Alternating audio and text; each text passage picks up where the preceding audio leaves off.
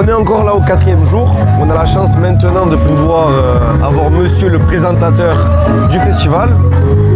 Il parle très très bien. C'est lui que vous voyez avant chaque artiste. Il a une voix exceptionnelle et une carrière, je vous en parle même pas. Mais bon, c'est pas moi qui vais vous le raconter, je vais vous laisser se présenter. C'est gentil, merci beaucoup. Grand plaisir. Alors moi je suis Bruno Clémis, je présente le festival depuis 2 ans, mais j'ai eu la chance de présenter les 30 ans, donc ça fait 10 ans. Et on a eu de beaux artistes il y a 30 ans, puisqu'on avait reçu Kenji. Kenji à l'époque, ça nous rajeunit pas. Qui est explosé. On avait reçu aussi UB40, Massilia Sound System, on avait fait un très très beau festival. Ça vous êtes jeune pour ça. Voilà. Et depuis 2 ans, j'ai la chance de venir ici, de présenter. Alors, c'est un exercice qui n'est pas facile parce qu'il y a une certaine pression quand même là-bas derrière en backstage. Ouais. Voilà. Et puis il faut faire valider aussi par les artistes parce que pas tous les artistes ont envie de se faire présenter, d'être présentés. C'est ce que j'allais dire. Comment ça se passe dans les coulisses lorsqu'on présente un festival comme ça? Est-ce que vous avez un texte qui est écrit en amont? Est-ce que vous le faites valider par les prods selon ce que vous devez dire ou non pour mettre en avant tel ou tel artiste et de quelle manière? Alors, simplement, moi je prépare mon travail à la maison, c'est-à-dire que je me fie à la conférence de presse qui a été donnée et à toutes les informations qu'on m'a données sur les artistes. Okay. Là, je fais mon petit laïus à la maison, tranquillement, et puis je viens le jour du festival, et puis au dernier moment, parce que ça se passe au dernier moment, on présente ça à l'artiste, c'est lui qui valide ou pas. Alors, peut-être que j'ai travaillé pour rien, mais Dieu merci, jusqu'à maintenant, il n'y a pas eu de refus. Okay. Donc tous les artistes valident ce que j'écris, donc c'est souvent des voix off. Voilà. Et puis quand on fait la voix off d'un artiste et qu'il est à 20 cm, il y a une certaine pression qui monte parce que là il ne faut pas se louper, tu vois. Donc c'est beaucoup de concentration, voilà. Il faut que ce soit court et efficace. Clair et net aussi. Voilà, tout simplement. Et admettons que par malheur, il y a un artiste ou une production qui refuse. Comment ça se passe? On refait dans les derniers instants, rapidement ou non, pas du tout? Il y a des artistes qui ne veulent pas être présentés tout simplement parce qu'ils ont préparé eux une intro bien spécifique. D'accord. Et donc ça ne rentre pas dans le show. Okay. Ils nous disent voilà, c'est gentil, voilà, mais c'est gentil, mais voilà. Alors je déchire ma feuille, je monte et je regarde le spectacle. Merci beaucoup. Et qu'est-ce que ça fait d'être sur scène devant tout ce monde, tout ce public? Pas de pression, vous êtes quand même assez à l'aise devant le public, mais est-ce qu'il y a quand même une petite appréhension avant de rentrer sur scène? Toujours, ça fait 30 ans que je fais ce métier, je fête mes 30 ans de carrière. Je suis chanteur depuis 30 ans. J'ai créé, je ne sais pas si vous connaissez, mais j'ai créé le groupe Mephisto en 93, donc c'est un énorme groupe qui tourne toujours aujourd'hui. J'ai eu quand même l'habitude de chanter devant beaucoup de monde. Donc très à l'aise. Oui, mais quand même, je suis un gros timide à la base, donc il a fallu que je sorte souvent de ma zone de confort.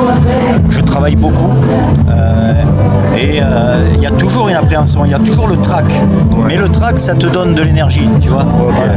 Voilà. Et d'ailleurs, on a des jeunes qui sont avec nous, qui cherchent justement à apprendre le métier de créateur de contenu, travailler un peu dans l'audiovisuel. Et forcément, à leur âge, elles ont 14-15 ans, elles sont timides, elles prennent vraiment sur elles et sortent de leur zone de confort pour essayer de s'exprimer devant une caméra, devant des personnes. Si vous aviez un conseil à leur donner à ce niveau-là, qu'est-ce que ça pourrait être? La timidité, c'est pas un problème, parce que moi je suis un grand timide. J'ai commencé dans ce métier, la première fois que je suis monté sur scène, j'avais perdu tous mes moyens. Il y avait du monde, encore que la première fois il n'y avait pas grand monde, mais ça fait rien. L'idée de chanter devant des gens, j'ai perdu moi. Il faut travailler, il faut s'exercer beaucoup. Moi j'ai appris le métier comme ça, je l'ai volé en fait. Je regardais les gens, je regardais les grands commentateurs, les grands présentateurs et je m'entraînais devant ma glace à les refaire. J'ai beaucoup travaillé comme ça et puis petit à petit on prend de l'assurance et on arrive comme ça à lever un petit peu le trac, à le mettre de côté et à gérer ses émotions. C'est juste une gestion d'émotions. Bon, ça vient avec le métier, mais je pense que plus on commence jeune, parce qu'à votre âge, la timidité, c'est pas trop le problème. C'est quand on commence à avoir un peu de bouteille qu'on réfléchit trop. Là, après, c'est beaucoup de travail. C'est beaucoup de travail, c'est tous les jours.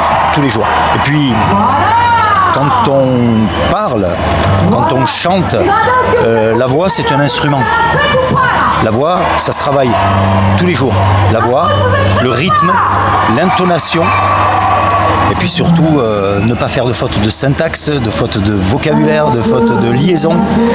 Il faut, après, c'est voilà, il faut quand même bien écouter en français, très bien écouter en cours de français.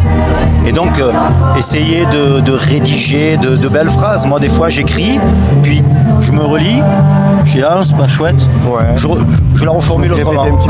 Voilà. Bon, c'est du travail, Et si je ne m'abuse, si je dis pas de bêtises, vous êtes présentateur pas qu'ici, vous avez une émission non sur BFM?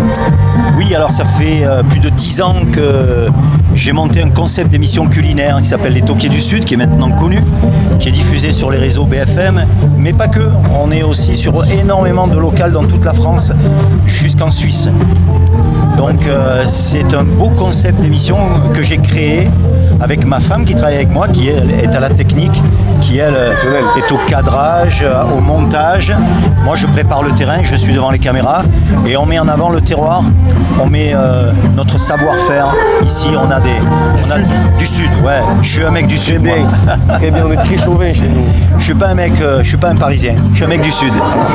Je salue mes amis parisiens. On est ensemble. On vous salue, mais quand même on va rester chauvin et aller l'OM. Hein. Voilà.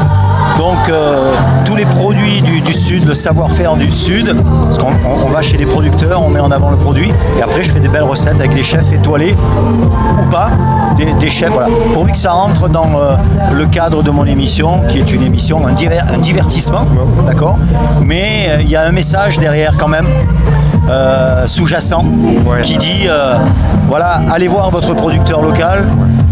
Consommez local, consommez de saison, ne mangez pas de tomates en hiver, ça sert à rien, elles sont pas bonnes. Non mais c'est vrai. Mais c'est très important parce que faites tourner, elle est pédagogique, bien cool. sûr. C'est bien. Faites tourner l'économie locale et puis voilà, et mangez sain.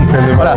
Ne vous privez pas d'un bon McDo de temps en temps, c'est pas le souci, c'est pas la question. Mais la plupart du temps, c'est bien de manger sain, des produits de chez nous et des produits de saison, voilà. Et à travers respecter son corps. Voilà. C'est très bien. Bah écoutez, on vous remercie pour toutes ces réponses. Merci à vous. C'est un honneur de vous avoir ici, sincèrement. Ça nous fait plaisir à tous et j'espère que vous allez encore continuer pendant longtemps à présenter ce festival parce que vous le faites vraiment très bien. J'espère aussi. Merci beaucoup.